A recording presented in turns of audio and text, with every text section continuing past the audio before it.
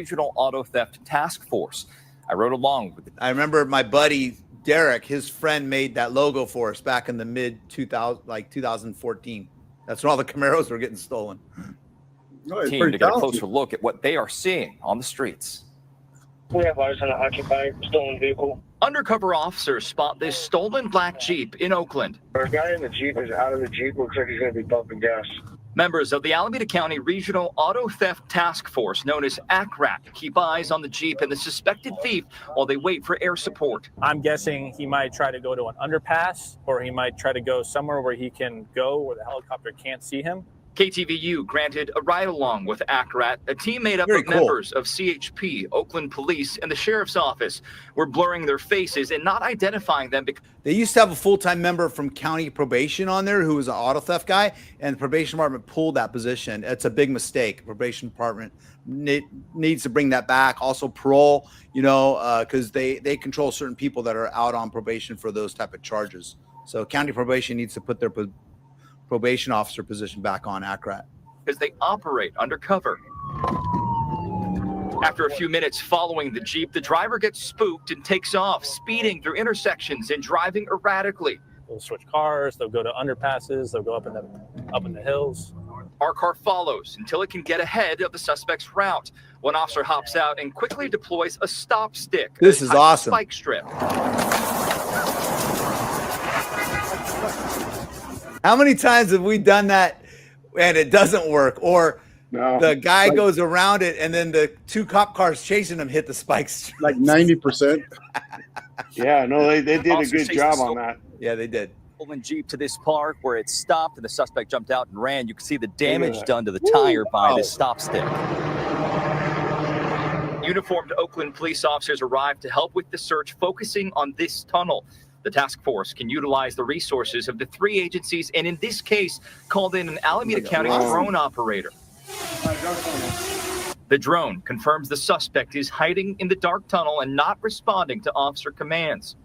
A CHP canine is brought in for more support. The dog is released. He's going to bite you. If he bites you, he's going to hurt you. The officers and police canine move in and take the man into custody, pulling him out of the tunnel in handcuffs. Well, that car is a stolen car, and you're going to jail. So officers are going to be positioned on both sides of the tunnel. They know the guy's in there because the drone finds them. And then obviously the dog, barking through the tunnel. And they've got him surrounded both sides. It's a matter of time for something like this gives up. I'd like to know this guy's story. He's got an Alco recycling shirt on. And, I wonder what his situation is. Being able to locate that vehicle, recover the vehicle, and get it back to the rightful owner and let them move on with their life makes me feel good. Earlier this month, this same team led a major auto theft raid in East Oakland that led to 2 arrests and the seizure of 15 stolen cars. The team finding weapons, commercial equipment, and even generators at the scene. ACRATT says curbing auto theft can lead to the prevention of bigger crimes. It's the gateway crime. They use stolen vehicles and every other violent crime, major crime. It's just, where have you heard this before? That's what gets used. So trying to get it at the lower level. Before the suspect's search, the officers drove us around an area where they often see stolen cars, showing us some of what they look for. Make, model, like the make and model of the car, all right? Ones that are getting stolen more often than others. The broken door locks, the broken handles, the busted windows. Within minutes, they spot a Nissan that they can confirm is stolen and begin the process of getting it towed. So let's remember this. I mean, you're going to find... Ran the paper plate. This one's easy because it comes back, the paper plate on it came back to a Honda.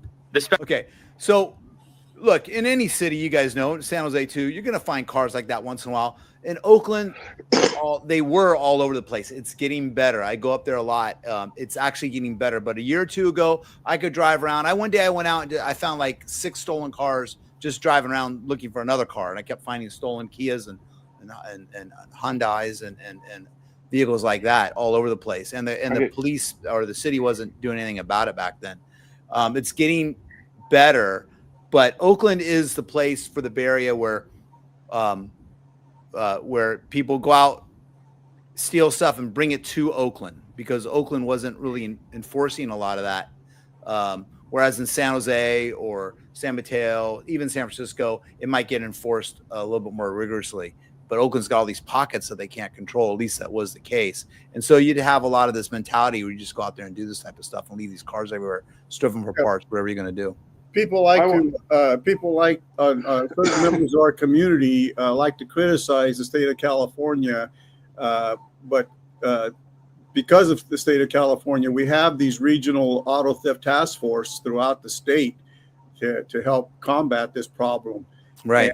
And Oakland, they just hired I could have did it for free, but they just hired a consulting firm to find out how many more officers they need to get their city under control. And the consulting firm told them you need 877 more police officers to get the city under control. I did want to point out something obvious here that they talked about. They talked about blurring those guys' faces and them wearing face coverings. This is, a lot of times people say, well, when would police officers do that? This is a typical time when they would do that because they're working undercover. Yeah. They don't want people to know what they're doing. They're not dogpiling a dishwasher who's never been arrested and 16-year-old kid that, and boot kicking him and sending him to some, Alcatraz. I mean, they're actually doing police work. They're actually doing, and there's a reason why they cover their faces, and there's a reason why they blur. So if anybody tries to, at ACRATT, we and any task force that we were never covering our faces. It's just that a lot of times part of our cases we are buying stolen materials from people in an undercover status, and that that's why they're keeping these officers' identity. Basically doesn't stop some citizen from filming them. I mean, I've been filmed many times, and even after a while I gave up my undercover status and I would go out there and I'd speak about auto theft for the highway patrol, even while I was on that task force. But at that point I had given up my status where I was out there buying stuff, but these guys are all pretty young. They've been in the task force for a few years now, some of them, and they're beginning they're in the middle of the first part of their auto theft career, and they're buying a lot of stolen stuff, making deals to buy stuff. Well, like you said too, this whole thing, it's a gateway to all these other smash and grabs, going out and mobbing stores and they're all using stolen cars, like the one we showed the other day, where there were 22 of them went in and tried to smash out the window of that jewelry store, and then the jewelry store owner took a shot at them. And those trained officers. Those were all stolen vehicles. Right. Yeah. And it's just certain parts like Oakland, I'm sure you could triple the size of their task force, and you still wouldn't have enough officers to put a dent into the problem all day long, and you're looking here, 1,000 vehicles recovered in 2024, 36 arrests, 87 stolen vehicle arrests. So they arrested the task force alone made over 100 arrests, 6 guns recovered. And then I think they're going to go into their stats now for 2025, and they're already beating their stats, I believe. They're going to pop up here. So now we're not even done for the whole year yet, and we've already recovered 6 guns again, 64 arrests. So I think they're beating those stats from last year already. But they're doing a great job. They got a great sergeant over there leading the charge, and I'm happy to see this. This is, for them to go out and get this shot of this car with a working stop stick and all that stuff like that, that's amazing, because I've been on these details. Sometimes it works out, a lot of times it doesn't go the way you want it to go, and but that's awesome. Hopefully they went out one day and shot that. Maybe it took them 4 or 5 days. I don't think so. I think they just did a one-day ride along, so it worked out good for them.